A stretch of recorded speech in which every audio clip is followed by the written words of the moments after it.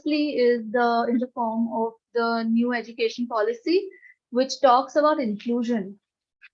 So when we say inclusion, we have to understand that we have to include and take along with us people with any and all kinds of disabilities, and to enable them to communicate in some manner or the other is one of our primary goals. So keeping that in mind is also why we have kept this session today. Secondly, when we talk about inclusion in terms of communication, communication is always a two-way process, right? So the responsibility of communicating is as much with the speaker as much as it is with the listener. So us being communicative participants with a person with neurodiversity have as much onus of knowing the language that they speak. And so learning everything about ISL is as important as teaching ISL to someone with a disability or someone with a neurodiverse condition. Another change that we have been seeing of late internationally as well as in India is an affirmative attitude towards neurodiversity of all kinds, be it hearing impairment, be it cerebral palsy, be it any condition that might require us to go an extra step and communicate with them on an equal pedestal, right? So affirmative action or affirmative attitudes say that nobody is more capable than the other person. So to counter ableism, we really need to develop that affirmative attitude and be at par with any and all forms of communication that are required for us to get through to people who have any condition of neurodiversity. So with this background, I feel that we are very happy to see all the SLPs keeping themselves abreast of these new winds of change. But I must also bestow upon all of the audience today another responsibility of taking active part in today's session, because today's session is called Ask Me Anything. And you are the ones who will be asking the resource person anything. So the audience today is as important or even more important, I would say, than the resource person.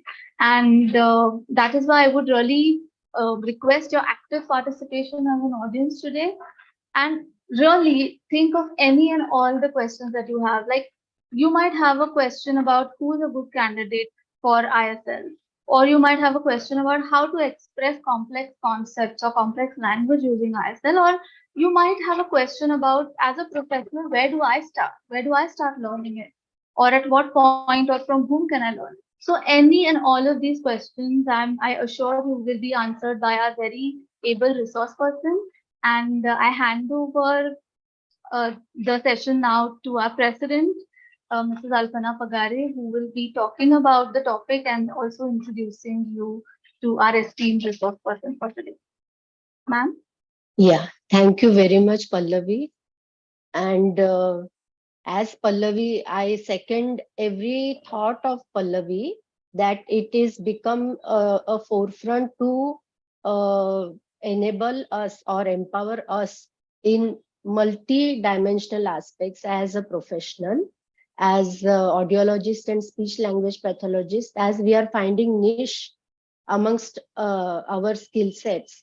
This, at the same time, we have to be very equipped with other related information as well. And this being a very different kind of a topic on sign language, when I scroll through or when I try to find out the earlier sessions or earlier webinars or any kind of a session being conducted, so surprisingly, there weren't any, except for one or two. And this helped me to kind of think about it, because sign language is ultimately part of body language. And we all express ourselves using body language as typical individuals. Coming to the topic of sign language, as Pallavi mentioned, there is another cause to it, and that is the celebration of International Day of Sign Language. And today is the last day of it. It was to be celebrated the entire September, And to our surprise of EC MISHA, we got a proposal from Asmita madam that can we have a kind of a session on ISL first and ask me anything kind of a session. So these both were very pleasant surprises for us. We pondered upon it and we started working on it. So all the participants, I want to take you to your UG days or PG days where you studied communication options in oral rehab, where you studied about oralism, where you studied about total communication, and also about educational bilingualism. If you remember, there were handful of references which we did, and we kind of learned it to clarify our basics in the concept. And also, the first aim was to clear the paper of audiology, rehabilitative audiology. Now, there has been a lapse of time. However, when there is a case of uh, deaf and hard of hearing who comes to us for assessment and management, what we do is an eclectic kind of an approach. We do not follow any of particular these rehab options, communication options which we have. So it is kind of, we have kind of given a preference to oral modality or oralism more somewhere down the line, unintentionally maybe. And here is a very good chance and platform for us to get our doubts clarified about sign language. I am not intending to say that we have some doubts about it or some reservations on this or some kind of opinions about it, skeptical opinions about it. I'm not saying that, but it is always better to clarify the concept of sign language, and you have a free platform to ask anytime any question in another almost more than 1 hour now. So with this introduction to the topic, now I will take privilege and pride to introduce our esteemed resource person, Dr. Asmita Huddar. I know her. Madam, you need to unmute. Yeah. No, I I just said hello. uh, so I remember her since my first year BSc AST, that is way back in 1986, where I used to see her do many things, no, multitasking that time, and do a lot of experimenting. Thereafter, she also did her education in linguistics, and then she was there for a couple of time in Aliyawarjang, and after that she had her own very good project which she has taken from inception till now, a full blown kind of a project, that is Hashu Advani College of Special Education. So to introduce her, Dr. Asmita Huddar is the principal of CCYM's Hashu Advani College of Special Education, which is situated at Chembur, Mumbai. Dr. Huddar is active in the field of disability management and special education for more than 3 decades. Collaboration, rationalism, and empathy are her core values. She is the first Indian postdoc Fulbright scholar in education of the children with deafness. She was the chairperson of Board of Studies in Special Education at the University of Mumbai for 2 tenures. 3 students have completed PhD under her guidance. She has contributed in development of several textbooks for many universities for diploma, bachelor's and master's level. Research, inclusion, language assessment, and Indian Sign Language are her areas of professional interest. Also, Hashu Advani College of Special Education is first of its kind, a college for special education in private sector, I would say, in Mumbai. So we are really happy to have you, madam, here. and learn a lot from you. And the stage is all yours now. Thank you very much. Thank you so much, Alpana and Pallavi. One clarification, Hashwardhani College of Special Education is an aided college, and it existed for more than 25 years. I joined quite later, so the vibrant system was already there. I don't take credit for initiating it, but yes, the whole Hackset team works very hard towards various areas. So I'm sharing my screen.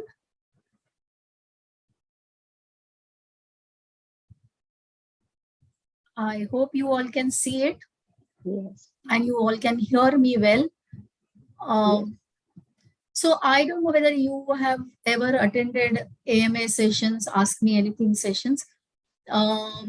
Actually, I wanted it completely question and answers, but then when we were conceptualizing it, Alpana said, no, let's have some presentation in the beginning, maybe so that we all are on the same page. So to begin with, we are going to revisit ISL. As Alpana rightly said, you all have learned it in your BSLP and MASLP. And let's just revisit it to maybe understand more. Just brainstorm about it, process about it, be alert about it. Because when we celebrate any day, what do we really do? Right from, say, Gandhi Jayanti to, any day of disabilities and deafness and all. We talk about it, we think about it, and we align our professional mission to what is happening in the context. So I think that is what we are going to do here, is just discuss about it, touch upon some of the areas. So a big thank you to MISHA, because I was wanting to hold such a program, and we were looking for, what community can we really address, because I really didn't want to go back to special educators or general educators on this topic, which I feel much has been done and is being done. So thank you very much, MISHA, particularly Alpana and Pallavi, who took it ahead for this session. I just hope I make it all relevant to you. As we begin in the for any session. Sorry to interrupt you, ma'am. Can we have a slideshow mode? Maybe like it's not in slideshow mode. Yeah. 1 minute. Thank you. Right. Thank you so much. So when we begin, we generally talk about B.Ed special education programs because there's so much of less awareness about it. So we have two B.Ed programs, B.Ed Learning Disability and B.Ed Hearing Impairment. And as I mentioned, it's a state-aided program, so the fees are really very less. It is a 2-year program, and the admissions take place through CET, Maharashtra CET. There's all over Maharashtra, there's one CET in which you can do general education, special education, or physical education. I would request you to click the photo if you want and spread the word about this wonderful career to your relatives, friends, neighbors, family members, cousins, nieces, and all. What I am planning to do, I think I have around 20 to 25 minutes. I'm just going to quickly do a recap of the theory, which I know I really don't have to, but just to be on the same page. And then somewhere we are going to talk about from battle of methods to peaceful coexistence, how various communication opportunities can thrive and grow and provide options to the families and the children with deafness. So how do we have to kind of shift our maybe mindset to begin with? And I'm not going to assume that you have negative mindset or apprehensions and hesitations about sign language. That's not what I'm going to assume here. And then, of course, we will have a session on anything. I'm really looking forward to the kind of questions you ask. Initial disclaimer would be the discussion, clarification would be the discussion refers to the children with profound prelingual bilateral hearing loss with no other disability or associated problem and who are identified early. Why I'm making this clear? Because somewhere I've seen that many times professionals, when we talk about sign language, they feel that, okay, sign language is good for late identified. Sign language will be appropriate for children with deafness having other associated problems. or associated other disability. So yes, it is going to help those children.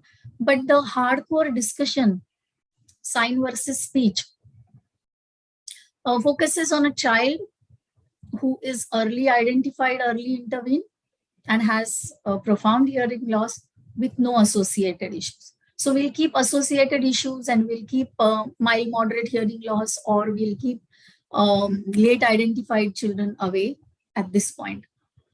The discussion refers to options of linguistic communication. Again, a red flag here, because many a times in one breath, we talk about sign language, and we talk about gestures, and we talk about lip reading, speech reading, we talk about using pictures for teaching. So we are going to concentrate on linguistic communication. So body language, pictures, gestures, lip reading, speech reading, again, I'm going to keep it aside and not going to talk about those as competing options, because those are not linguistic options at all. Again, a disclaimer, I may not have answers to your questions. I really may not have, because I haven't done much review of literature recently, and I don't claim to know much. Now, it is all about perception and our perspective to look at the sign language, and not about information. So frankly, I may not have answers to your questions, but of course, I am going to try doing that. I don't intend to convert anyone here, or I don't want to promote ISL here. Very often they say that, those who appear to take sides. I really don't want to take sides, and I believe that I don't take sides, and I love all the options. And that is why, many times I say I'm outcast in both the camps. Hardcore oral camp feel, oh, she talks about sign language, and hardcore sign language camp doesn't accept me because I have never hated oralism, or have never said anything generally against it. So I feel that, like I said, it is all about perspectives. I'm not here to promote sign language, but yes, ECTO International Day for Sign Language is there. That's the occasion. So we are talking about it. And many times you will hear me talking about ISL more than I talk about oralism, just to balance the attention that both the methods of communication or opportunities are getting. So to balance that, one has to take a stand, or at least appear to have taken a stand. It's all about making options available for the families. For us, it is professional discourse. It is all about what we feel, what I like to advocate, what I believe in is according to me, blah, blah, blah.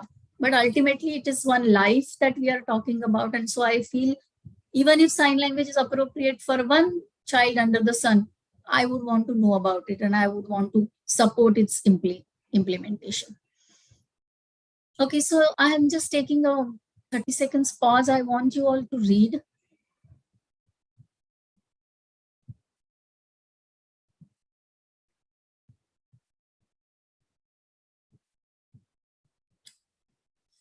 So this is where my journey started, thinking about sign language, because I was actually 10 years in the field, but had never given serious thought to sign language as such. And then we linked lower achievement, lower outcomes in terms of literacy, knowledge, or whatever, to deafness.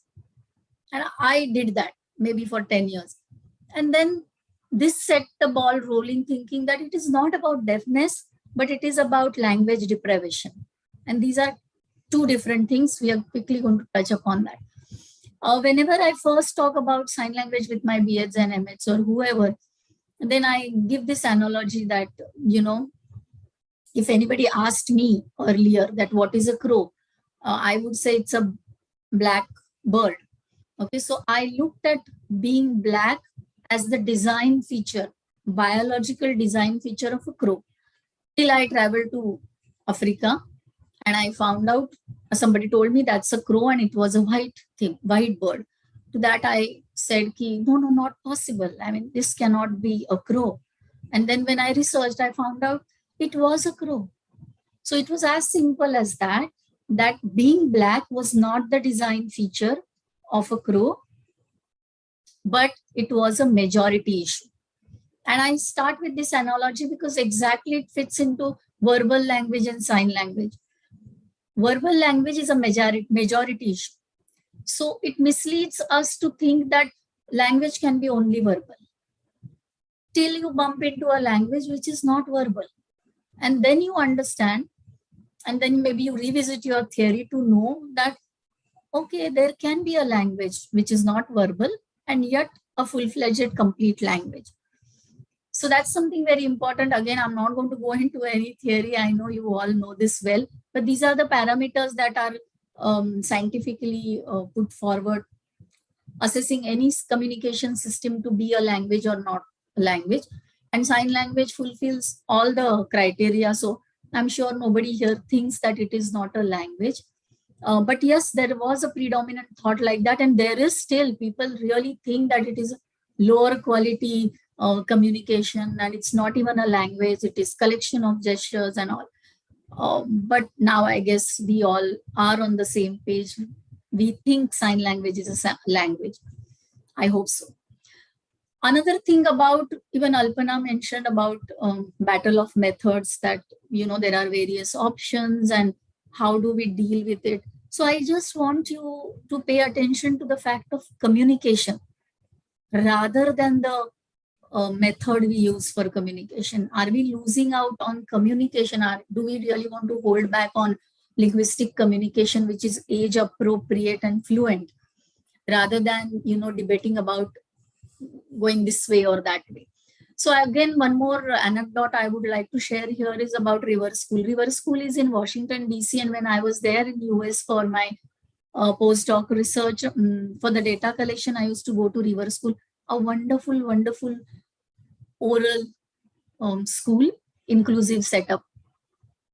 And I used to go there for data collection, and I was at Gallaudet College, so at Gallaudet University, so I used to be on campus. And somehow having Indian mindset about communication option was, you know, these are two separate camps who always argue and fight and hate each other. That kind of perspective I had when in 2005 I was for a year in US. So once when I was at Gallaudet campus, I met two of the parents from River School. And I was so curious that how come these oral parents are here at Gallaudet campus, which is completely bi method, bicultural, bilingual method. So I was very curious and I asked, and I was really, really shocked, and I'll never forget what they said. So they said, no, we are here to learn sign language. And I was like, really? And then I thought, you know, maybe now they are not satisfied with oralism, or the child is not successful, so they are planning to shift, and all my thinking went on. And when I asked them the reason, they said, no, when we swim together, we feel the need that we should know a little bit of sign language. So there is no communication gap when we swim together. And I was like, oh my God, they are taking communication, linguistic communication, so seriously that they don't want their kids to lose out on it when they swim. Maybe once in a day, they must be swimming for half an hour or whatever. So then onwards, I started looking at it. It is not a professional discourse or just professional options. It is a lifetime option for somebody, and how people can be so clear in their thinking that we want communication. So maybe we choose oralism, but when there is a need, we don't mind sign language. I think I'm going to skip this. It is the first point that we are going to just talk about linguistic communication. This PowerPoint, I can share it, and it is there on the slideshare.com, so you can revisit anytime. So when we talk about linguistic communication, it is only 3 and 3 option. That's it. Nothing beyond that. Anything beyond that is non-linguistic, and then cannot be the primary mode of communication. It can support like speech reading or gestures or pictures or body language, facial expressions. All these can support, but are not the primary ways of linguistic communication. So these are the only options that we have. And I always personally feel that in the battle of sign versus speech, what is neglected is literacy. And I personally feel literacy is the acid test of success of education for the children with hearing impairment. This is about gestures. Again, I don't want to go into that. So in field of special education, you must have learned that there are three methods of communication, three options or opportunities, we may say. One is oralism, which believes use of speech only. Then total communication, speech plus sign system, not sign language. Sign system, not sign language. And of course, EB or bye-bye method, which talks about only sign language. Yeah, I have shared one AV. Can that be shown now? I'll stop sharing so that Pallavi, you can share the.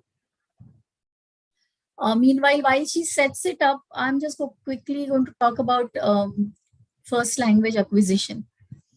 So what we want children with deafness to acquire automatically, fluently, naturally, their first language.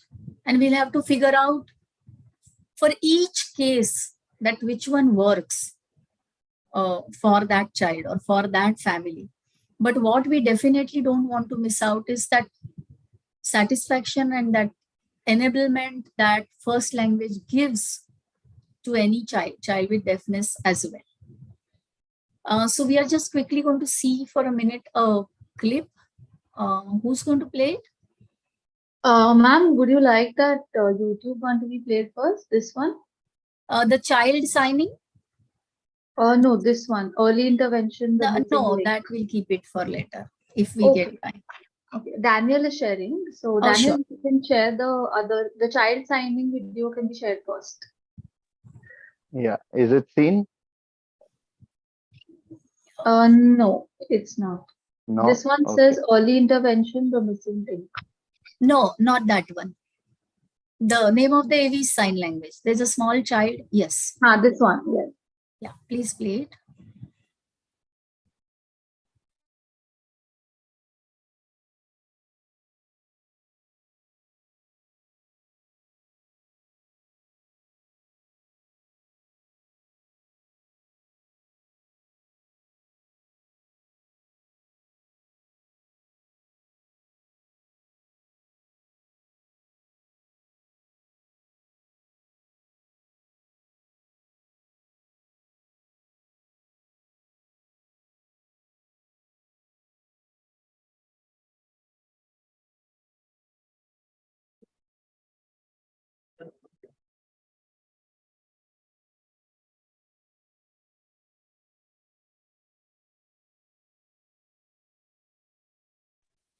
Yeah, I think you can stop sharing it because the whole story will unfold, which we don't have time for.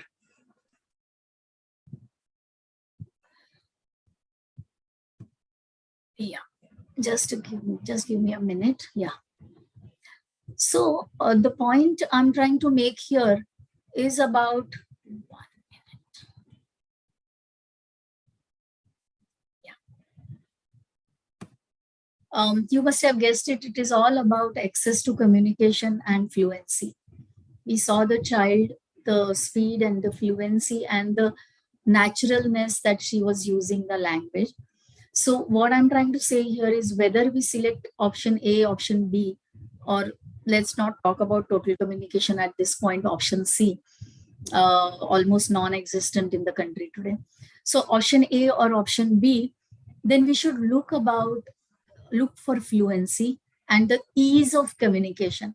I'm sure you know one of the critical analysis of oralism is about the struggle for communication. They compare communication with the basic primary biological needs of human beings.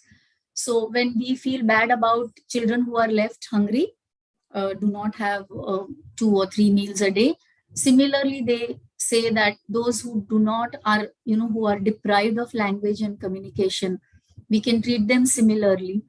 And what we want is fluent language, access to communication for everybody, and with less struggle, or rather no struggle. Whatever first language that we have acquired, there was no struggle in that.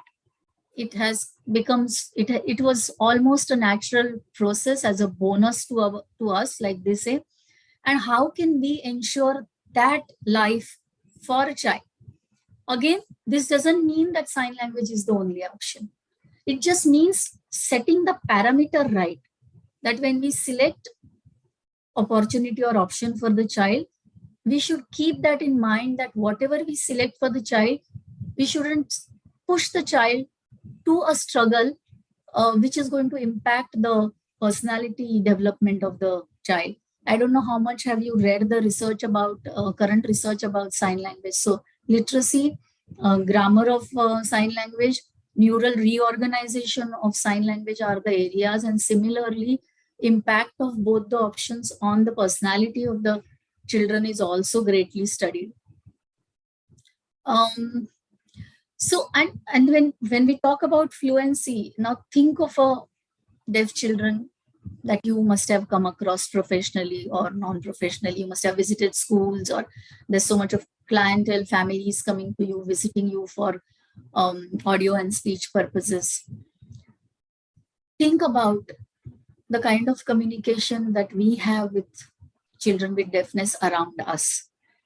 Is it really in their mother tongue? Is it really completely linguistic, natural, fluent, adequate, and complete? So it's like a flowing water. Now the communication has to reach the child, and the child should be able to, they use the word uptake. The child should be able to uptake the language and should be able to, of course, use it. So somewhere I personally am not satisfied with the kind of access to communication our children with deafness have in our country, or maybe let's stick to Mumbai or Maharashtra. So the communication with them is, in bits and pieces. It's very artificial. It uses just too many non-linguistic options, which are very risky to any kind of learning by them. It is very inadequate, incomplete, and extremely oversimplified. It is such a common thing for us to see parent or a professional or special educators, for that matter, teachers, talking to a deaf child like, what have you got in your tiffin? Your tiffin. What is there in your tiffin? Tiffin. So this is how you will find 99% of the professionals, parents, and children with deafness themselves talking about it. Oversimplified, repeated, and in a bits of pieces kind of talking. So how can we ensure, once again, through oralism also, or through using EB method, how can we focus on fluency? How can we focus on age appropriate language, which is extremely important? And I'm using the word language as against speech. Yes, I mean that. In terms of focus, what I'm trying to say is, if you ask me, I'll say speech doesn't matter, signing doesn't matter. What matters is language. So educational bilingualism has a motto which says language through language, that you expose the child to language. What is more important is language rather than speech. And obviously, to unlock various advantages that we all have, all those typically developing children, children without disabilities, have simply got language effortlessly, naturally, without any kind of structured planning. And then because of that, of course, we have unlocked communication. And once that is done, the whole journey ahead about literacy, about school subject and knowledge, about socialization, emotional, interpersonal functioning, higher education, career options, marriage, family life, and identity and affiliation. All areas we can ensure with fluent communication. So when we select an option which is not appropriate for the family or for the child, then we are risking so many factors. It is not only about speaking and signing, not at all. What is important is unlocking the process of language. And as I said, it is the community which can be described as community without first language. Because first language, as we all know, L1, primary language, is the language which human beings uptake in effortless manner early in life and in a very swift way. So how can we ensure that children with deafness also have the opportunity unlocking language, and hence the journey ahead with education, higher education, career, blah, blah, blah, goes on appropriately. So it is about fluency. It is about setting age appropriate targets. And by age appropriate, I really mean functioning of a 3-year-old child like a 3-year-old child, or functioning of a 10-year-old child like 10-year-old. And all of us here, rehab community here, will have no two opinions about it, that most of the population of whatever age, individuals with deafness in and around our city or our state have not achieved this goal, haven't reached fluent language and communication, and then education just happens. Socialization just happens. Identity, affiliation to society, self-realization just happens because of the language. So I feel somewhere we will have to groom new rehab professionals also to understand that it is not about, to an extent, hearing loss or hearing level, I would like to say, but it is about language and how we can ensure age appropriate language development. Plus, one more red flag, or I want to draw your attention, is issue is not that simple that, you know, somebody believes in speech, fine, somebody believes in sign, that's fine, and we have both the camps and there are both options are available for the children. It's not that simple. It is much more than the communication. If I ask you to pick up a red thread and just stick to red thread, you can't touch the other threads. That's not possible. Similarly, a discourse on sign language is not possible only talking about sign language. It will have to talk about access. It will have to talk about school subject knowledge, that's learning. It has to talk about inclusion. What about inclusion? Is sign language a dead end to inclusion, or will it facilitate? And then what about the issue about L1, mother tongue, and the fluency and the naturalness that children acquire that with? Then is it about majority? Is it about literacy? It is about literacy. I'll tell you one take home point, if you want to take home out of this, is we all must simply focus literacy more than anything else, because that's the acid test that opens the doors and that sets independence and autonomy to the child. Somebody who feels that I don't have to depend on anything, the one who has access to literacy will have that feeling. I'm talking in terms of individuals with deafness. It is about social attitude. What do we want to really select? How is the society responding to that option? And of course, it is all about identity. Again, one more area that we rarely talk about. So suppose if there are good age appropriately successful children with oral option, do they have linguistic identity linked with their mother tongue? And of course, on the other side of spectrum, those who use sign language, do they have identity linked with that language? Because it's extremely important, a very invisible part of discourse and understanding, but extremely impacting part. And of course, higher education also is at stake. So many a times people think that if we select the option of sign language, then maybe doors for higher education are closed, because in special school, maybe we can arrange for sign language, but who's going to do that in higher education? So similar questions about orally raised children as well. So I think I'll have to wind up here as per the given time. There are some myths and misconceptions about sign language. If any question is there about that, then we can talk about that. But here, as I wind up, I just want you to draw attention here is who is the real culprit. All the struggle that children with deafness have to go through, all the struggle that we all professionals have to go through in selecting and implementing choices, any choices for that matter. And what really needs attention and where the action lies is, at times I feel we miss the point by thinking that it is the hearing level where the action lies, or it is the hearing level that needs attention, or that's the culprit. You know, everything is, I really used to think like that for 10 years, that children with deafness, no, to literacy kami hogi, you know, I mean, they will not be age appropriate in terms of their literacy, in terms of their language, in terms of, you know, several other things, school subjects to be very precise. But we'll have to change the focus to language deprivation. there we will need to set our focus, and that is the villainy of the story, who's creating all the mess in terms of not achieving age appropriate objectives. So again, I'm sure you all know about it, nothing new that I'm talking about, and I really don't have to work on your mindset about being open to all the options. But generally, I ask this question that if I ask you that, will this shoe fit?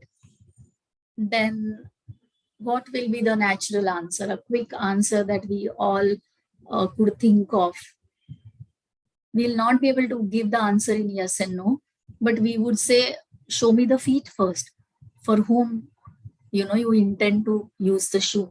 So it is as simple as that, not taking any sides of either oral or manual communication. I just want, and everybody here, but with more focused attention, that we select the appropriate shoe for the children. And something very important, I always say that let's not select a shoe for lifetime. So I really don't want to be an advocate of sign language for lifetime, because there will be children for whom it is not appropriate and for whom oralism is more appropriate, more doable, a better option. And particularly in a country like India, where we hardly have options for children, a good, professionally good options for the children, where we really need to select options very carefully.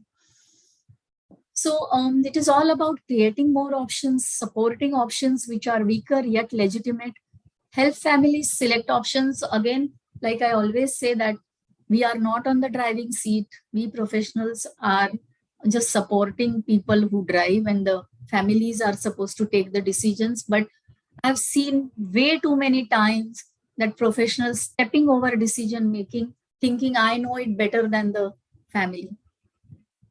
But the family has to survive with the selected options in terms of whatever amplification device or school, medium of school, type of school, or communication option. So the decision has to be made by family, and we need to facilitate and respect all the legitimate options, and not to advocate any one option for lifetime for everybody. So selection of option has to be case by case, as simple as that. Uh, there cannot be one.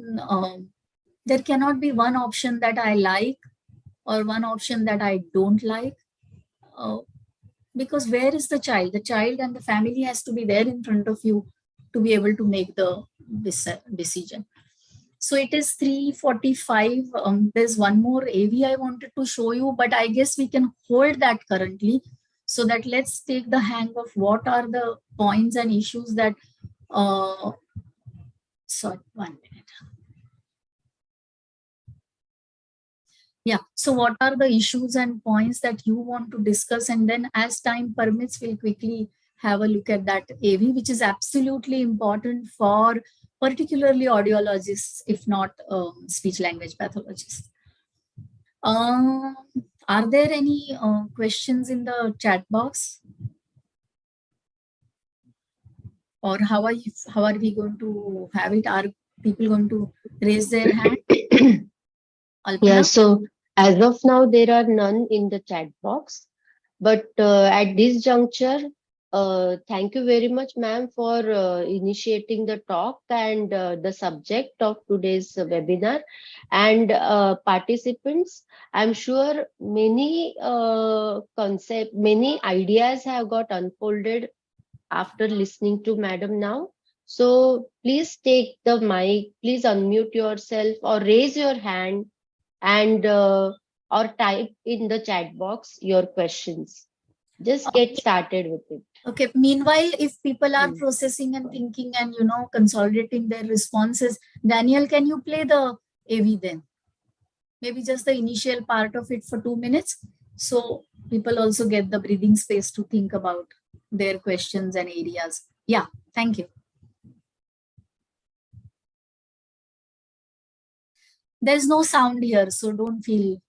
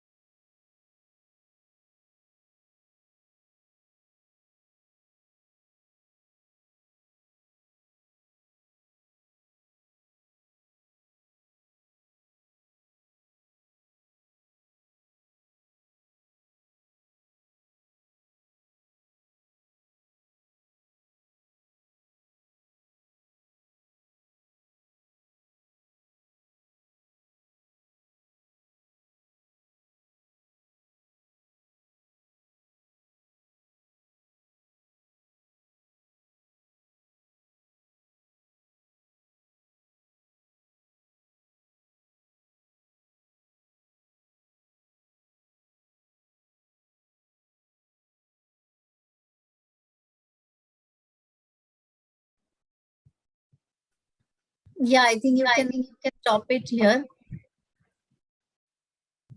And I've shared it, and Pallavi or Alpana can share it with others through WhatsApp so that you can have a look at it. So let's have discussion on it, on any of the topics related to sign language in general. So, ma'am, actually, I had a question. If we all noticed in this video, this person was very expressive, right? Like facial expressions are very inherent to ISL. So, have you, in your experience, felt that many of us, as typical speakers, fall short in that aspect? Like many of us are not very facially very expressive. So, in learning how to speak in ISL with a child, do we fall short sometimes? No, not really. Thankfully, yes, it's not like that. Facial expressions are very much part of sign language, any sign language, including ISL. But you can look at it as maybe suprasegmental aspects. So if you are weak on your intonation pattern or your tempo, that's not really going to affect your, largely affect your communication skills. So similarly, yes, special expressions are important grammatical part of it, and it gives linguistic economy, which is the strength of sign languages, and it is very much part of it. It happens naturally, like again that analogy of suprasegmental. So when maybe I acquired Marathi, I acquired it along with the suprasegmental features of Marathi. So it's not a separate part. So facial expression is part of sign language. It comes automatically. But if there is some person who's little low key on that, doesn't matter because it is not part of the phonemic, morphemic, or syntactic structure of sign language. Like I said, it is a suprasegmental aspect. Okay. Yeah, there was something in chat box I missed.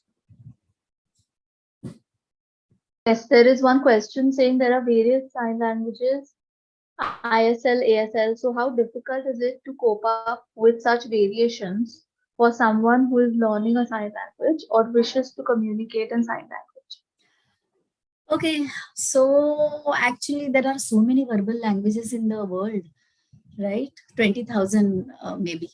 And how are we coping up verbally? Because one language is not connected with the other. There is a universal grammar which holds good for sign languages also. But languages evolve geoculturally. Yeah. So Marathi evolved in Maharashtra, and it will have vocabulary and grammatical structures appropriate to the needs of Maharashtrians. So geocultural issues. Similarly, sign languages evolve geoculturally. So there is Indian Sign Language, there is Swedish Sign Language, there is British Sign Language, there is American Sign Language. All these are different languages. Just like we have Mandarin, Japanese, Swahili, Sanskrit, Marathi, English, Bengali, and so forth. So all these languages are languages. We can look at languages, two types of languages, manual languages, verbal languages. And whether manual or verbal, they abide by the universal grammar, and which is extremely important for us to know this, be aware of it, because when we talk about universal grammar, then it is linked with LAD, a language acquisition device with which human children are born with.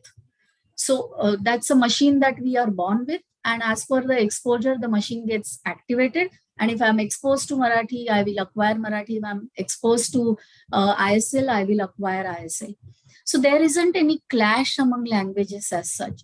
I can acquire ISL and then learn ASL as my second language, and then maybe Swedish Sign Language as my foreign language. Similarly, like maybe I have acquired Marathi, English is my second language, and Hindi also my second language, and of course fourth language is ISL, which I'm not at all fluent with. So they don't clash, and they don't make life difficult. They make life simpler, because those, like if I know Marathi, I have acquired Marathi, learning English is simpler for me because there's a foundation of language. And that exactly what educational bilingualism, two languages, mean, that they advocate that children with deafness will acquire their first language as sign language, and then they will learn their second language, and that is verbal language of the society. That is how is the underlying principle of educational bilingualism. Sorry, did I address your question? So various manual languages, so are various verbal languages. You acquire one, and then if you wish, you can learn others. I think Deepa ma'am has raised her hand. I request other participants also to either raise their hand or put their question in the chat box, please. Yes, ma'am, please continue. Dr. Asmita Adar, thank you for a very, very clear and beautiful presentation. And I had a very practical question to ask you, madam, because over time we do come across children and families for whom we really want ISL as an option. My question is, if there is a hearing family, the parents are hearing and a deaf child is born to them, and if we want to, based on their requirements and our observations, if we want to suggest ISL as the primary language, where do we refer them to for the parents, the hearing parents, to learn, as well as for the child to acquire the first language? So are there some such ready reckoners or referrals where we can refer such cases? Yeah, thanks, Deepa. So good question, and I was looking forward to pragmatic questions, because if we want to take home some action points. So yes, pre-pandemic, I would have been, did not have much options to offer, but thankfully technology has really played a positive role in various learnings, and sign language is no exception. So earlier we used to have just, maybe Aliya Arjun National Institute and Indore School for the Deaf, and Coimbatore Ramakrishna Mission Vidyalaya, a few names who would work on sign language in terms of either research or corpus development, studying the grammar, or creating videos for learning. But now with maybe ISL RTC, Indian Sign Language Research and Training Institute, set up by Government of India, there are many more options open. They have come out with an app also. There are 2-3 apps available for learning sign language. Plus, there are courses, there are short-term courses, there are long-term courses for certification. But for parents also, various what I could do is, if Alpana and Pallavi, if you can remind me, I'll just send across a list of current centers who are offering courses on online mode. Because obviously, I mean, we do not have centers and learning centers in all the districts as such in India. That dream, I don't know when will come to true. But meanwhile, yes, we can use technology and expose. Hold on, Priya. There's one more point that Deepa had raised, was how to prescribe sign language to parents, and she also asked about the children. So once you prescribe it to the family, you don't have to prescribe it to children. Through family or through parents, it is supposed to reach out to the children, like how Marathi must have reached to me through my parents. So that is a natural process if we work on the parents. That's one. And secondly, suppose if I want to learn Tamil, what would I do? I would go to somebody who knows Tamil and talk to that person, or request that person, let's talk in Tamil for an hour every week or something like that. So exposure, as we all know, is very important. So another point to learn sign language is deaf community. Deaf community, deaf clubs, deaf associations are everywhere. And you can just interact with them formally and informally. Tell the parents to interact with them and allow the child to interact with deaf adult. Very important. And how US and even Sweden is also highly successful in terms of offering all the options. They all have done this thing, that they have exposed the child with deafness to the deaf community, and which really is very important, not only from communication and language point of view, but also from points of view of socio-cultural identity and personal emotional development of a child. So just a quick recap, I'm going to send you a list of some centers which offer online courses, and all of them are not really very expensive. There are apps as well, and there are websites also. If you visit, I think ISL RTC website, they will have some modules also there. And there are around 4 to 5, Nish Trivandrum has, I guess, 4 to 5 centers which are really doing good job. Not enough at all. But if I meet a parent tomorrow, at least I have some options. And I somehow will try to arrange for exposure to a deaf child with deaf community, if we choose educational bilingualism as an option. Yeah. Yes, ma'am. Please share the resources. I- I will share it with the participants. Yes. There's a question from Aparna ma'am in the chat Yeah. box and also Dinaz ma'am. So Aparna ma'am has asked, majority of children with deafness are born to hearing parents.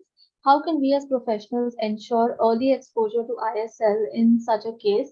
What practical solutions can we offer here? Yeah, correct. Aparna, as we know, it is 95% in US and globally accepted figure that 95 or I think 96% of children with deafness are born in hearing family. So where do we really begin? But my earlier answer will support this, that yes, the only way forward is letting parents know, letting parents select and then know the options where from where they can learn sign language. For them, it is going to be learning. And if they learn, it is going to be acquisition for the child with deafness. So those who are techno savvy parents and families, it's going to be a little simpler for them if they use apps and all.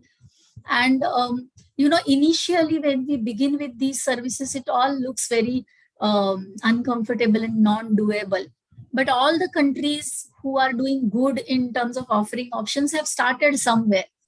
So I feel we need to start somewhere by referring parents to centers where they can learn sign language and can expose the children with families.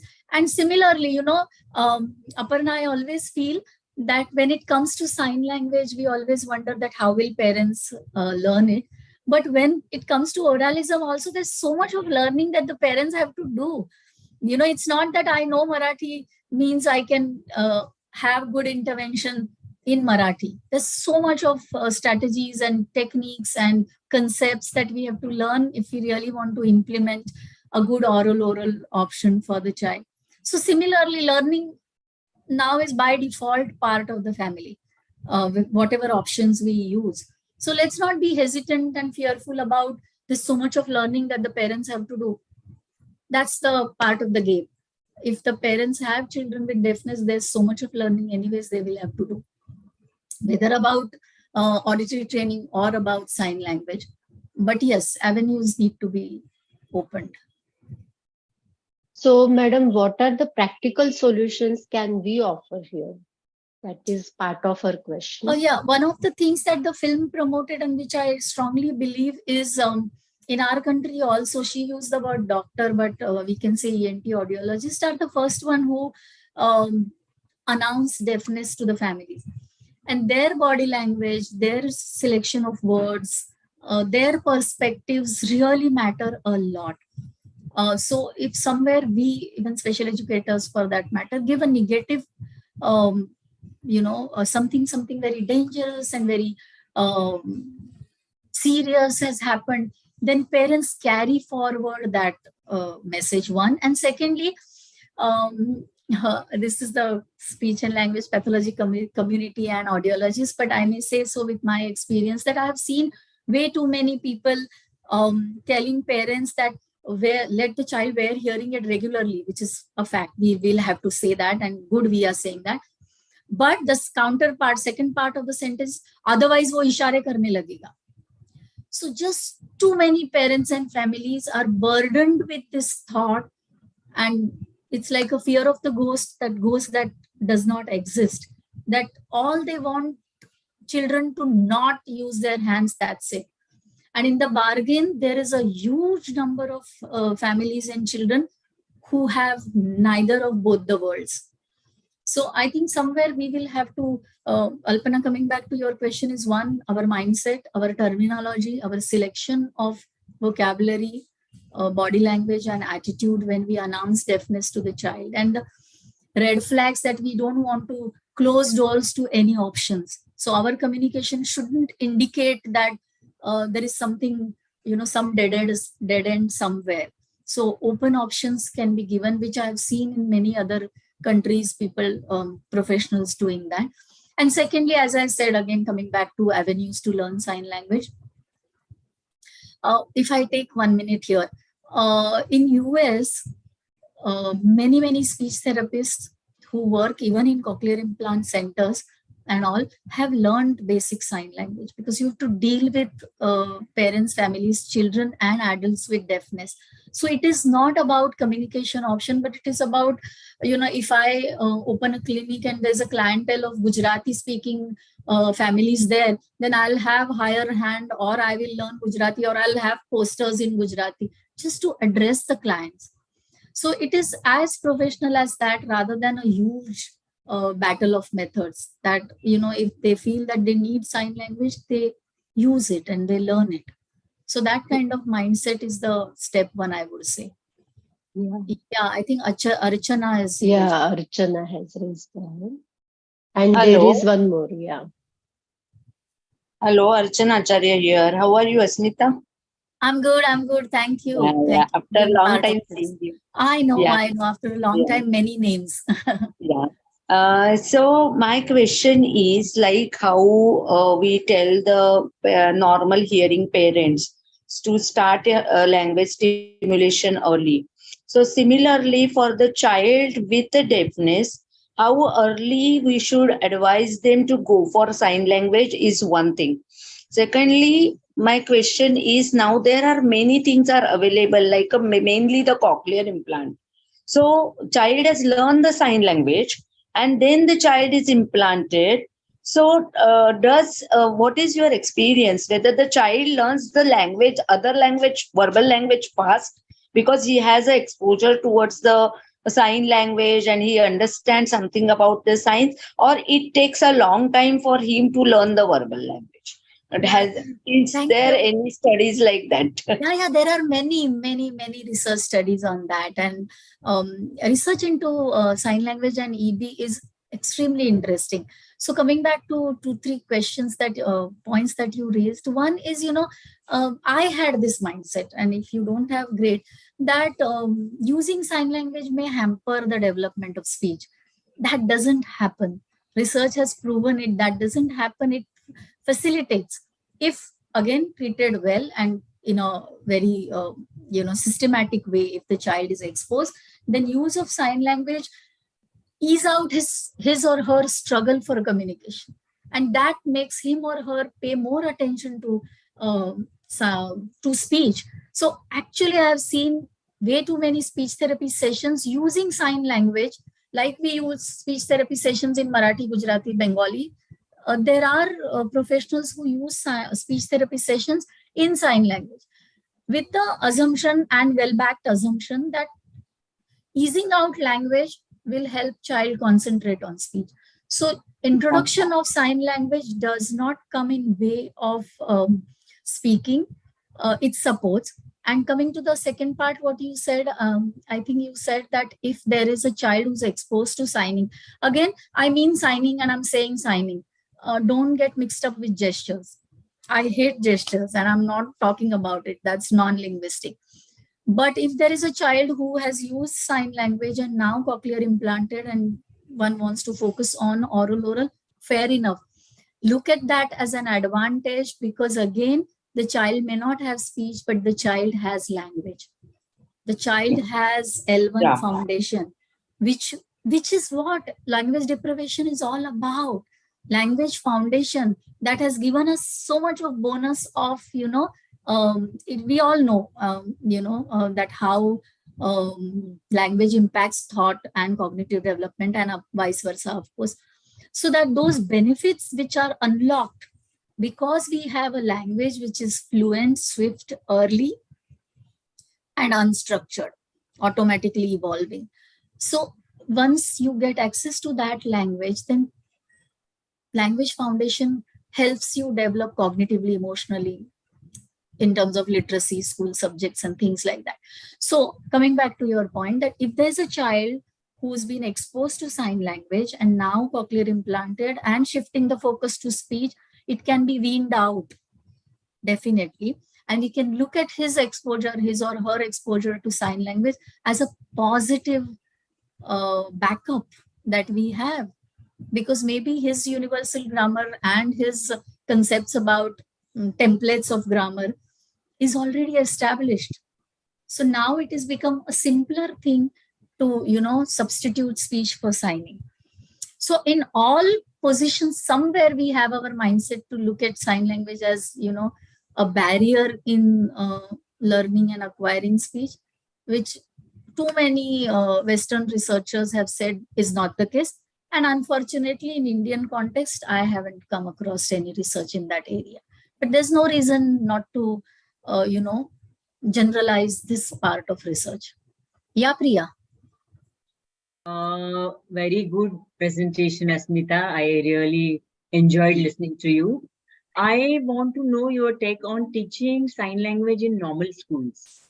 What do you think about it? Because in many other countries, I've heard that they do teach sign language in normal schools also. And other thing is, if someone wants to learn without doing 2 years diploma course in learning sign language, is there any app through which we can learn sign language? Yeah, there is an app about which I just spoke, and I'll show you the slide about that. You can click a picture. There are details of that app given there. With basic vocabulary, I think they have touched 20,000 currently ISL RTC, but a good number to begin with. No comparison with the other verbal languages. What was it, Priya? You started asking. Sorry, I missed that. Before asking about about teaching sign language in in a mainstream. I wouldn't use the word normal school, I would say mainstream schools. Yes, I mean, absolutely. Now NIOS and NCRT along with SCRT Maharashtra are coming out with curriculum wherein if we learn French, if we learn Sanskrit, the language which are less relevant to us currently, to the children and their families, I guess even Swahili and Mandarin in schools in Mumbai and Maharashtra, then why not learn additional Indian language, and that is Indian Sign Language. So National Institute for Open Schooling has developed a curriculum for mainstream schools to go for ISL as the third language or maybe second language in North India. But that curriculum is developed and it is being adapted by NCRT. Hope to see that soon. National Curriculum Framework is also talking about it. Of course, NEP and our Act talks about it. But yes, it was not in place currently. There are some schools which claim, unfortunately, at least 2-3 schools that I came across who said that, all our students know sign language and we have taught them. I was so surprised that really, how come that has happened? Because we all know hearing loss is a low incidence disability. So in a school with say 2,000 children, there can hardly be a child with deafness there. So how come they have learned sign language? I was surprised. And then I found out, unfortunately, they have messed up with the concept between finger spelling and sign language. So it is like I teach A to Z and I say I have taught English. So then we had to kind of undo that thing and say, no, you haven't taught sign language to your students. You have taught finger spelling, good beginning, but it is as less relevant as just learning a set of alphabets of any schools. But yes, soon it will be open that any mainstream school can take it up, sign language as a third language or second language. And that will be really good, I feel. My deaf friends also are looking forward to that because they joke about it. They say, and to an extent I agree, they say rehab professionals have very negative notion about sign language, but outside rehab world, people are very excited and enthusiastic about sign language. So they feel, okay, maybe that world can take it up and the head count will increase. The head count is very important for any language to get announced as the national language. That's the parameter. The deaf community always jokes about it, that the head count should increase. And maybe introduction to ISL in mainstream school as second or third language will increase the head count of the users. Yeah. So there is one question in the chat box Dina's madam has asked. It says, we all wish to develop primary language, but with more exposure in society and education being in English from early age, how do we choose the language with ISL? How do we select the language in terms of language of medium of instruction? Yes, I yes. guess. Yeah, that is again another complex issue. We were taught, I mean, way back 35 years ago when I did my BEd. But later on, also as a lecturer, I have taught this incorrect thing to many of my BEd students. Think that children can learn only one language at a time. But current research doesn't really support that, and it just doesn't actually believe that there are two different languages. Like, suppose if you ask me, so my Marathi and my English are hardly two different languages. I think in both the languages it's a mixed match there. So that can really happen. So this issue about medium of instruction is really very complex. I remember families which have figured out that if a sibling, if sibling of the child goes into English medium, then it is better to, enroll the child in English medium. This is very, we need to dive deep into this conversation, because it is not only about sign language and it is not only about English and Marathi, but it is that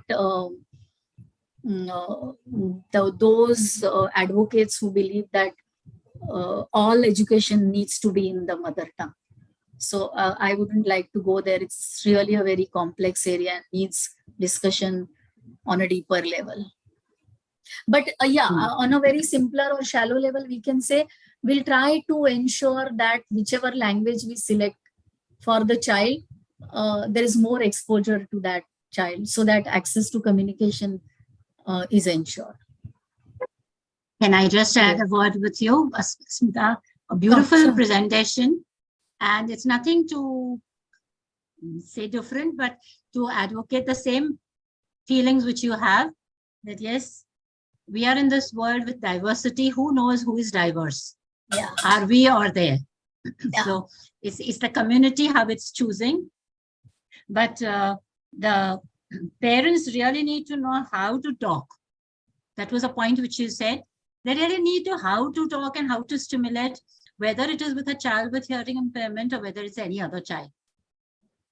Present genre of parents have no idea how to develop the language. They are bombarding them, and then we have difficulties.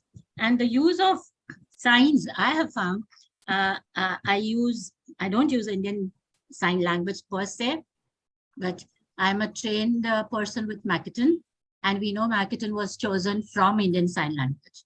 And that was the beginning of where I appreciated the use of Indian Sign Language. And the baseline signs, which are more or less the same, it has definitely helped develop in the early intervention.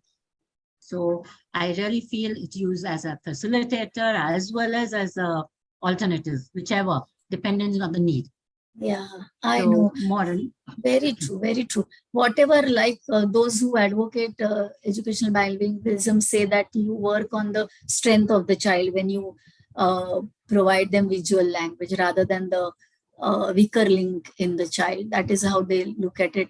And like I said, I personally feel fluency and age appropriate functioning is absolutely important, whether this way or that way, whichever. Dr. Kalyani Manke, I think, has raised her hand. So happy to find you here. Yeah, Asmita, excellent presentation.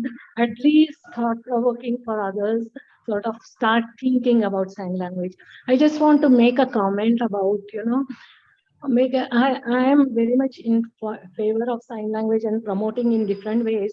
So teenagers, if you really think about it, and adult deaf.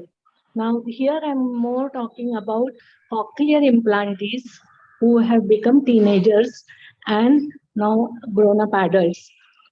I have found out that grown-up cochlear implantees, three couples, I have done extensive interview, I have recorded all that.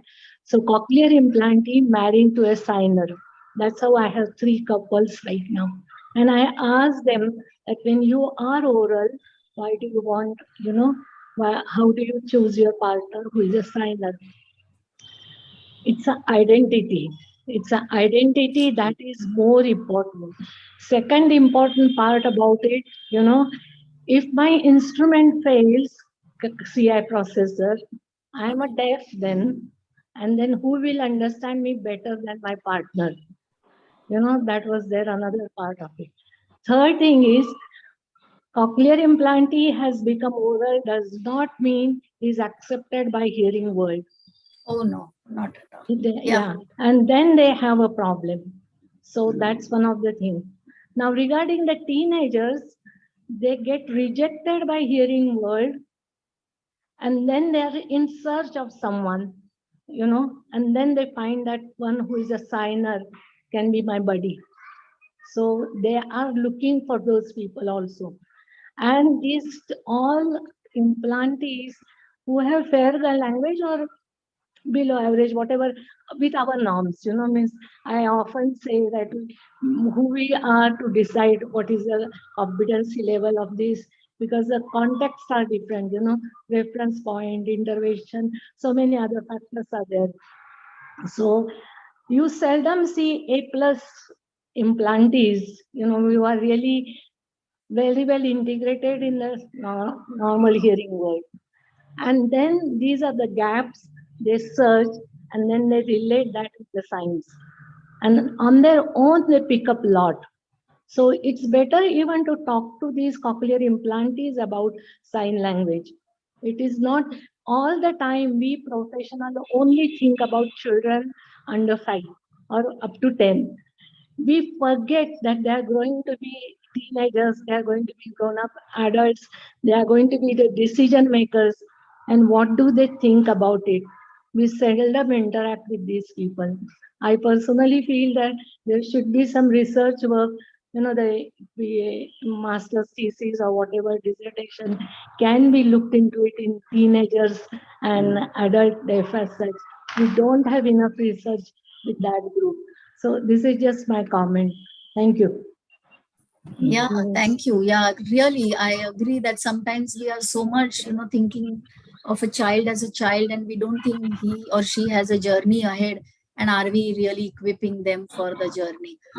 So true, so true. There is one announcement I Yeah. want to highlight, that there is a feedback form, feedback link given in the chat box. I would request you all to fill up that feedback so that we improve our sessions in future. Are there more questions? Yes, there is one passed by Bhargavi Atre. So um, she is asking, many hearing parents stress on developing and focus on only oral language than sign language for their hard of hearing children. In what ways can we counsel these parents as professionals? Okay, one, I am not talking about hard of hearing children. As I said in the beginning, it is all about profound hearing loss that I'm talking about. Because again, I don't want to add one more parameter, if and but. So, twisting your question to refer to children with deafness, can you repeat it? Okay. So how do we really counsel, convince, or advocate sign language to the parents? See, why are parents negative to begin with? Parents are human beings. Parents are part of society. Parents interact with the professionals. Parents interact with the other parents. And these are the sources of their opinions. So frankly, I would say repair the society, repair the thinking, how professionals think, repair how the other parents think, and then we don't have to worry about this particular parent. But that's a long process at macro level. At micro level, I feel we do not have much reading material or video films telling a balanced view, giving balanced view of all the options to the families so that they select one. And this is, I feel, is a missing link in developing countries, that we don't see. If Asmita Huddar talks about oralism and sign language, then there are going to be some biases, some projections, some hidden agendas, because we all are human beings. Is there any material that they simply read and or see, and they get a balanced view of pros and cons and preconditions? People always talk about pros and cons, but they don't talk about preconditions for success of that method. So I think if anybody wants to take it up, a small leaflet or a small film can be made with Indian context, which can simply be given to the parents along with the news that your child has deafness. So that can be done. And of course, as I said, positive thinking by society, by parents and by professionals, but that's a long journey. And that's not a destination, that's an ongoing process. To link to her question, I have another question. How in your presentation, sorry, you mentioned about that even sign language has to be initiated at the earliest. So how do we take decision that this is a particular case of mine who will do good with sign language? Yeah. So first of all, like I said, we don't take the decision. It's parents and families which take the decision. And if you read research into families' responses and if you interact with the families are extremely upset because initially the decisions are taken by the professionals when we don't have a standardized IEP system here. The decisions are taken by the professionals, and then later on, the professionals obviously, as per their role, step back, and the family is with the child for lifetime. So I think it is not us who take the decision, it has to be the families. And secondly, like I said, if we have some balanced ready-made material in terms of AVs or booklets where we give balanced picture to the parents that, okay, if you select this, then this is the journey ahead, these are the conditions, and these are the struggles. Struggles are going to be part of any option. And then let the parents choose. I think that is how developed countries have cracked it. And of course, because of that IEP support that they have, IEP is legal in many developed countries. So whatever is written on the IEP document is like state, that means government is accountable to provide for that. So that is how they have cracked it. But we could begin at least by giving a balanced view to the parents. So you mean to say that to such a case who has recently been identified for having hearing loss, we should provide all the options? Oh yes. Oh, absolutely. Yes. Let the parents know in a very positive way. I'm really telling you, see, like because of your profession, maybe you deal with children with hearing impairment once in a week, twice a week, thrice a week. But for special educators, it is 6 hours, 7 hours a day. And we see so much of negativity about sign language among the parents initially, because they feel nahi kuch bhi kare, but wo ishare nahi karne dena hai. There are of course schools for the deaf also who do not fulfill oral requirements and yet claim to be oral. That's a different story altogether. But yes, information level pe, not on decision level, but they should be told that these are the legitimate options and the success depends on how we implement. I always say this, we have these success stories. I'll just take one more minute. I know it's almost time, but we have these success stories like Bal Vidyalay or CACD for that matter, who have really given wonderful models of oral learning and functioning. Similarly, we have Happy Hands and maybe IDBI from Indore, or I can say Bajaj Institute of Learning, which have provided excellent models of educational bilingualism. I personally believe that it is not oralism that is successful in CACD or Bal Vidyalay. It is systematic implementation has been successful. It is not sign language which is successful in Happy Hands School, but it is systematic implementation of chosen option has led to success. So success actually hardly depends on the choice we select. It depends on systematic, consistent, and with conviction implementation. So to an extent, choice doesn't matter. Yeah. So, okay, before we end, just one more point about these complex issues and including what Dr. Kalyani Manke also said, and all of us trying to touch upon how to decide and what balanced picture can we give it to the families. There is one film, I'm sure it is available on YouTube, but I have my own copy. It is called Listening Through Frosted Glass. Wonderful film developed in USA, I think Washington DC itself, on how families decide which option to select. And the whole process with interviews and docudrama, real life stories, and all combination of deaf children with deaf parents and deaf children with hearing parents, they have beautifully unfolded the process that takes place in selecting the communication opportunity.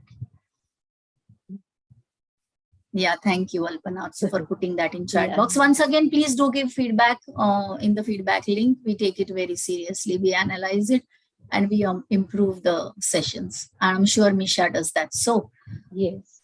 So okay, so there is quickly, one more. yeah, though 1 minute. That's, I don't know how I missed that slide on.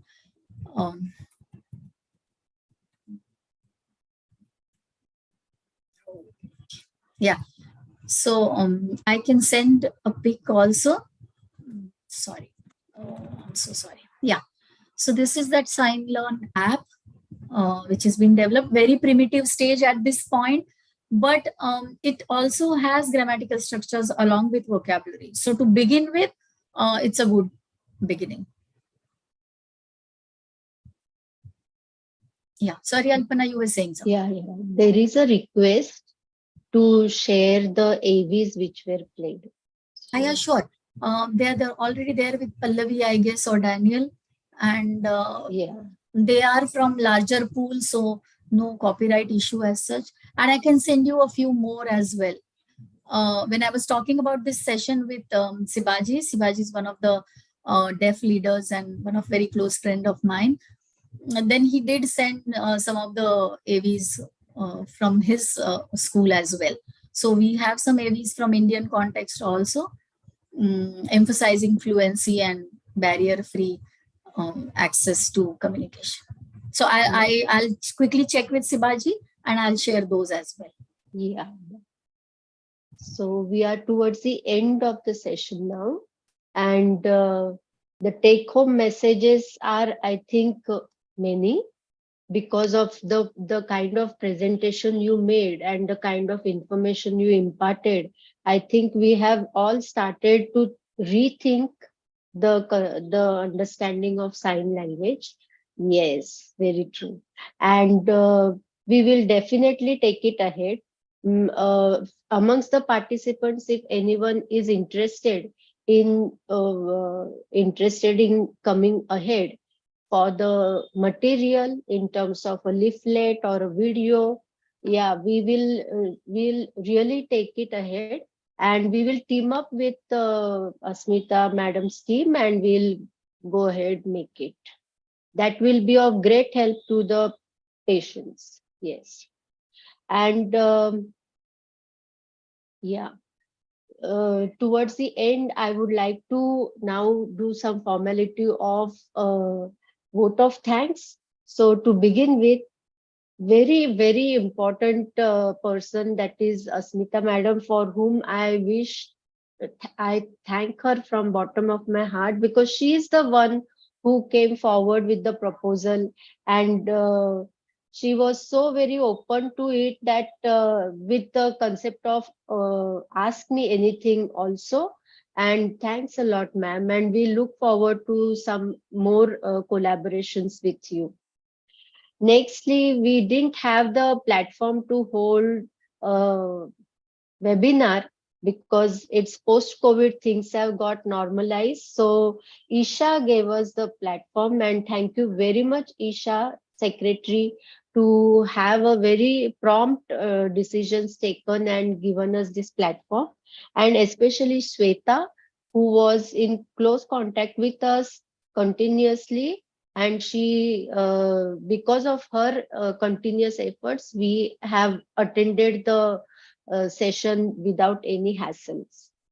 And lastly, the participants, because we were really skeptical initially whether the ASLP fraternity would like to attend this topic on sign language, Indian sign language, but there were many registrations. and we had to start with the YouTube link or live streaming of it.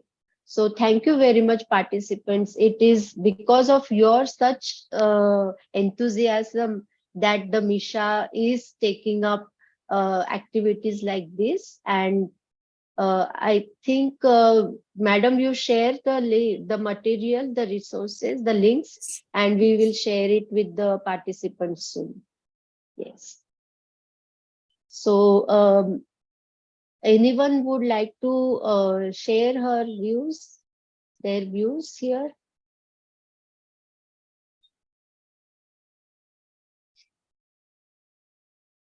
Maybe Manke ma'am, any comment?